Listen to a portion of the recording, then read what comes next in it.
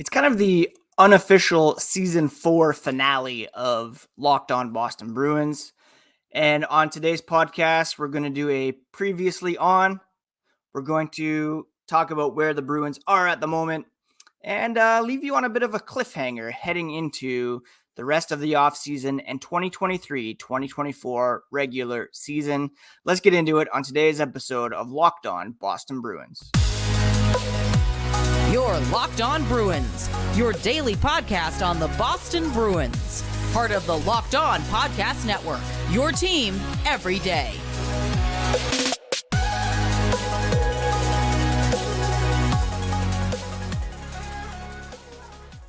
What is up, Bruins fans, and welcome back to the Locked On Boston Bruins podcast. I'm your host, Ian McLaren, and this is a daily show where we discuss all things Spoked B.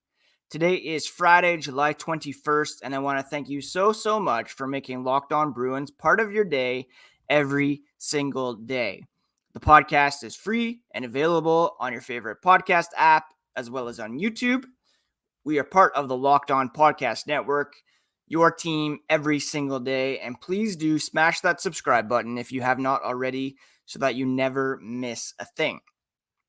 Now, speaking of your team every day, we are entering the real dog days of summer here, where there is very little in the way of hockey, and therefore the NHL network here at Locked On is decreasing to 3 days per week through the month of August. I will be off on vacation next week. We're going to a family wedding here on the weekend, then to a cottage next week. Might have one episode maybe on Friday of next week. And then we'll be 3 days a week beginning July 31st. We'll get to it a bit later, but of course, if anything breaks with regard to Jeremy Swayman, Trent Frederic, Patrice Bergeron, David Krejci, then I'll be sure to jump on and at least record a quick reaction video that you'll be able to find on the YouTube channel. Last reminder, if you are on Twitter or Instagram, you can find the podcast at Locked NHL Bruins. I'm on Twitter, Instagram, and Threads at Ian C. McLaren. It's hard to believe that we have been together here on Locked On Boston Bruins for almost 4 years. The podcast debuted prior to the 2019-2020 NHL regular season, just months after the Bruins had lost Game 7 to the St. Louis Blues on home ice in the Stanley Cup Final. The Bruins rebounded from that very well and were the first place team in the NHL the following season. And then what happened? We all know the NHL, sports world, the world at large shut down because of the COVID-19 pandemic, and a lot of filler that went on there. I remember reviewing the Mighty Ducks episodes, looking at the Bruins numbers, who wore it best. I don't even think I finished that series. Mighty Ducks show, hockey movies, and such. Then, of course,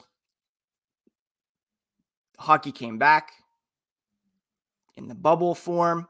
The Bruins were forced to, despite being the President's Trophy winners that year, having to play that round robin. They went 0-3, still beat the Carolina Hurricanes in round 1, lost to Tampa Bay in round 2. The next season was a COVID-shortened season where the Bruins were placed in a makeshift Metropolitan Division, the Canadian Division, and then kind of separated by geography. They beat Zdeno Chara and the Washington Capitals in the first round, lost to the New York Islanders in round 2. And of course, preceding that season, Zdeno Chara left. The Bruins chose not to resign him, and Torrey Krug had already gone off to play with the St. Louis Blues. The next season, back to normal, 82 games, full schedule, regular divisions. The Bruins went and finished fourth in the Atlantic, lost to the Carolina Hurricanes in 7 games in the first round. That season was marked by the retirement of Tuukka Rask, who had attempted to come back from off-season hip surgery and just was not able to get back up to full strength, just didn't have it anymore. And that led to the development of the goalie hug and the goaltending tandem that we have in Boston at the moment. I should mention, of course, in the bubble, there was the Tuukka Rask controversy where he left the bubble to be with family in a medical crisis. Completely understand that. Also completely understand David Krejci going to Czechia for 1 year to play back at home. And then, of course, this past season, the Bruins, the greatest regular season of all time, 65 wins, 135 points, ridiculous goal differential, and then they go out and lose to the Florida Panthers in the opening round of the Stanley Cup playoffs. So in the history of the podcast, the Bruins have won 2 playoff rounds. They've been to the second round twice, losing to the Tampa Bay Lightning in 5 games back in 2020, and the New York Islanders in 6 games back in 2021. This year was their best chance of winning the Stanley Cup, and it was incredibly disappointing to have finished recapping Bruins games before the calendar even turned to May.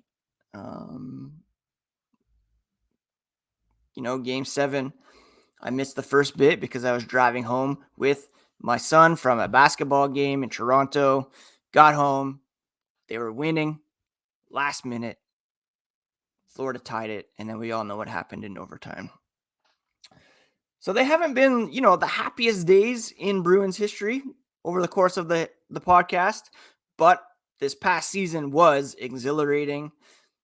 I mean, those were the best. This is not going to get any better than that in terms of regular season success.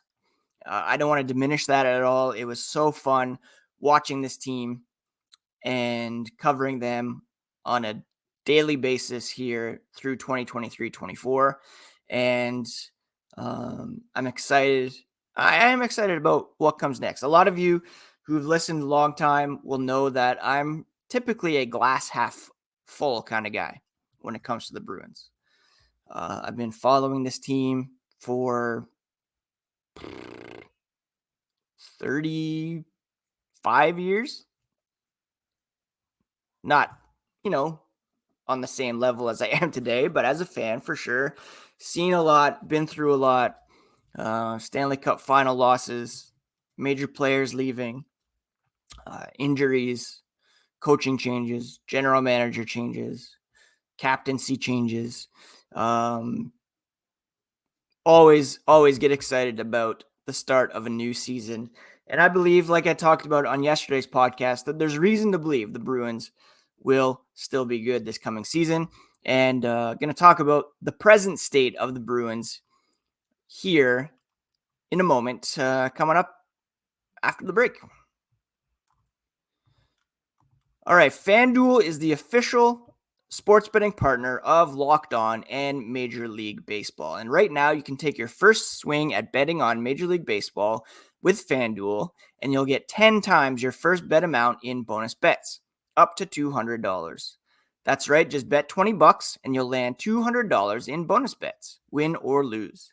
That's $200 you can spend betting everything from the money line to over-under to who you think is going to be hitting the first home run.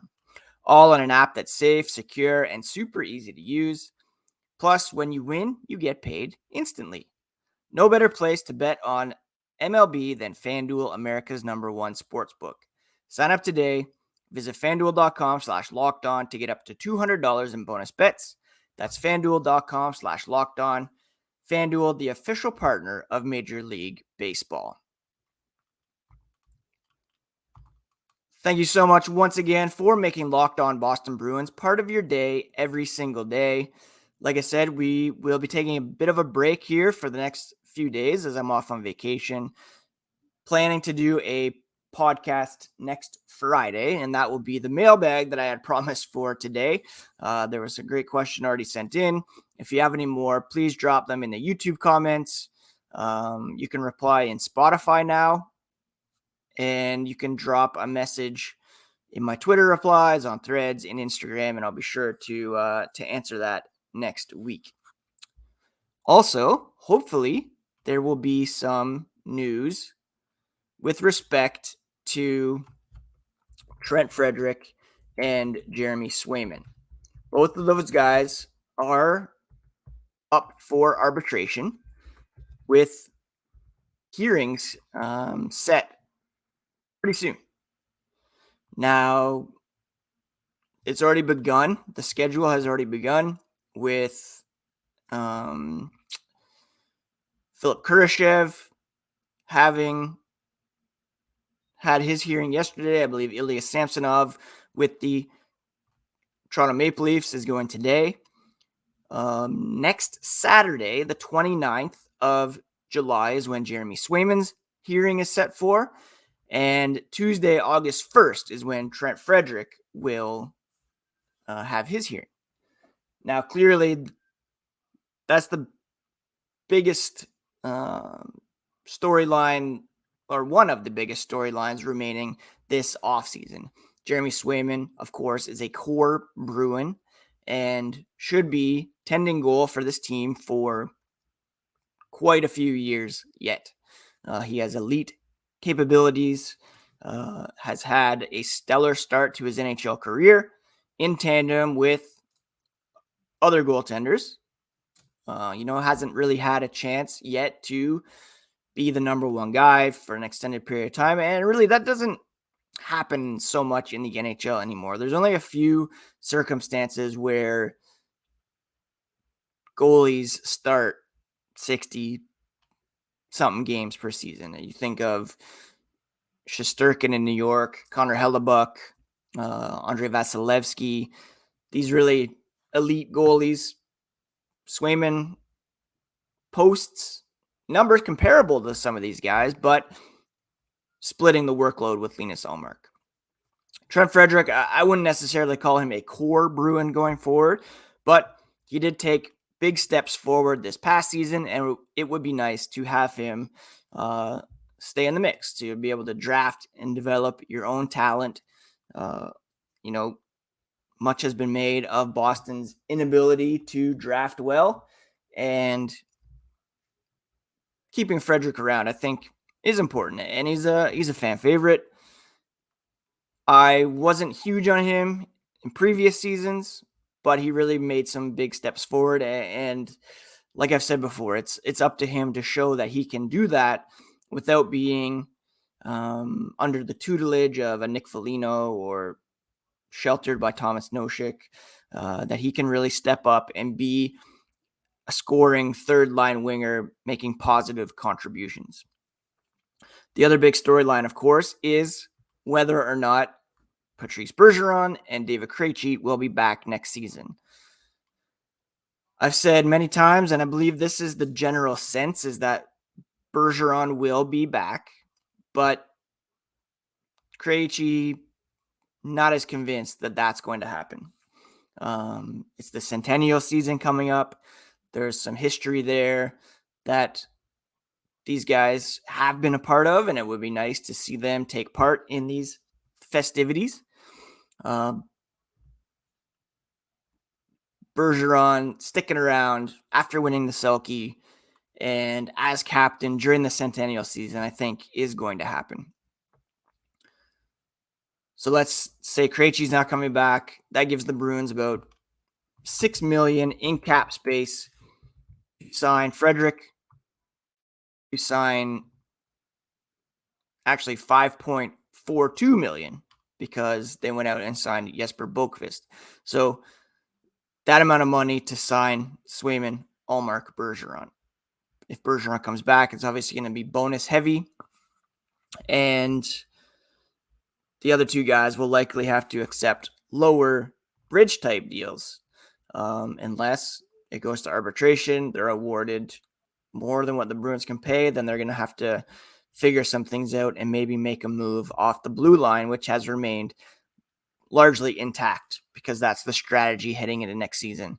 Keep the goaltending together, build around the defense, accept that the offense will be diminished a little bit with the mass exodus of talent in Taylor Hall, Tyler Bertuzzi, even Nick Foligno, Dmitry Orlov off the blue line, and try to remain strong defensively. So that's kind of the present state of the Bruins. They are banking on some low risk contributions from Milan Lucic, fan favorite, coming back next season, trying to build some goodwill with the fans. James Van Riemsdyk, who's getting up there, but still has some offensive pop. Hoping that the defense remains strong. Taking a bet on Jesper Boqvist, who's only 24. Morgan Geekie, who's 25. Hopefully those guys can thrive in a new environment. And they will regroup and turn their attention to a much stronger free agent class next season, where they will have a lot more room to maneuver. And we'll talk about the future of the Bruins here coming up after the break. All right, I'm continuing my mini State of the Union here on Locked On Boston Bruins, as it's a bit of a season finale episode. We did the previously on to begin the show. We did kind of where we're at, and now we're going to end on a cliffhanger. What is next for the Boston Bruins? I mean, who knows? There's still a lot that could go well for the team this offseason if they get Swayman, Frederic, Bergeron back in the mix. There's still some stuff that could go awry, though. Maybe Frederic and Swayman both go to arbitration. They're contentious hearings. Feelings are hurt. And there's a breach in those relationships. And one of them's traded, or I don't think the Bruins would walk away from the contract necessarily and lose them for nothing, but it's possible. Don't forget, teams can go over the cap in the offseason, and they have until opening night to be cap compliant. So even if they're awarded these deals that the Bruins can't pay, they still have time to maneuver and make it work. What about Bergeron and Krejci? Maybe they both don't come back. And you are left with Charlie Coyle and Pavel Zacha. No disrespect intended to either. They are very good players. Are they 1 and 2 centers? Yeah, that's a bit dicier, and it would be, how should I put this delicately, detrimental to the team if that were the case heading into next season. Again, they're going to try to keep things afloat by focusing on defense, keeping the goaltending strong, but it's going to be a challenge up front if you're relying on those two guys to be your top 2 centers. Again, no disrespect. Either could be a second line center maybe, but as your top 2 guys, maybe if Bergeron does indeed retire, then Sweeney will have to go out there and try to make a move for player X, Mark Scheifele, for example, from the Winnipeg Jets. Who knows? Next season, I do still think they will be okay. I think they've done enough to plug some holes, put some Band-Aids on some situations. But the goal is clearly to have some more flexibility for next summer when there will be a ton of free agents on the market. And perhaps that's something we'll talk about again on another podcast. But if you're looking for a center in free agency, then it's 2024 that you want to take a look at. Look, the Bruins still have elite high-level pieces in Charlie McAvoy, David Pastrnak. Those are guys that people around the league will want to play with. This isn't a situation where they're going to, like I've said before, fall off a cliff like Wile E. Coyote. They still have very good, talented, young pieces in place to build around. They have a fantastic defensive core. They have an elite goaltending duo. They have some prospects coming up, but the goal will be to entice some players to come over in free agency. And we heard that, from the guys who signed this past July, saying Boston's a place you want to be. It's a destination. Guys want to play in Boston and want to help this team win. Will their chances be as high this season as they were last season? We'll know. And going into last season, a lot of people were writing them off as well, saying they're not even going to be a playoff team because of early season injuries to Marchand and McAvoy, Krejci, Bergeron getting up there. And look what they went out and did. Yes, it was regular season success. They fell off in the playoffs. But you just need to get in there and anything can happen, as we saw this year with the Florida Panthers. So I don't think we're going to be in a situation like the Chicago Blackhawks or the Detroit Red Wings, the New York Rangers, teams that were once prominent and just completely fell off the map, years of missing the playoffs. I hope that's not the case. It's certainly possible because of the lack of prospects coming up and core guys getting older. But again, Pastrnak stuck around for a reason. Charlie McAvoy committed to this team for a reason. They knew that some of these guys were going to age out and start to move on, and it's up to them to take the mantle and carry it forward and keep this team at a high level. That's the goal for Sweeney, for Cam Neely, for the Jacobs family. Look, the Jacobs family, they're all about making money, and they want those playoff dates. The further they go in the playoffs, the better it is for their bottom line. I don't think they're going to want a situation where Bruins are tanking out, failing to sell out, and leaving money on the table there. The Bruins have been a cap team. I expect them to remain a cap team for the foreseeable future until that mandate changes. We have every reason to believe that's going to be the case. Again, not to say any of those upper people have done a perfect job. Mitchell Miller's still on the books, which is a huge black eye for the organization. Questionable drafting, questionable decisions over the years. But this team's been pretty good over the last several years. Over the course of the podcast, 2 President's Trophies, only 2 playoff wins to go along with that. Best regular season in history. And we'll see what happens here moving forward. But I remain glass half full with respect to the future of the Boston Bruins. All right, so ends this season finale-ish State of the Union. Thank you so much again for making Locked On Boston Bruins part of your day every single day. Please do take care of yourselves, take care of each other, and I'll talk to you probably once next week and then 3 times a week through the month of August here on Locked On Boston Bruins, part of the Locked On Podcast Network, your team every day.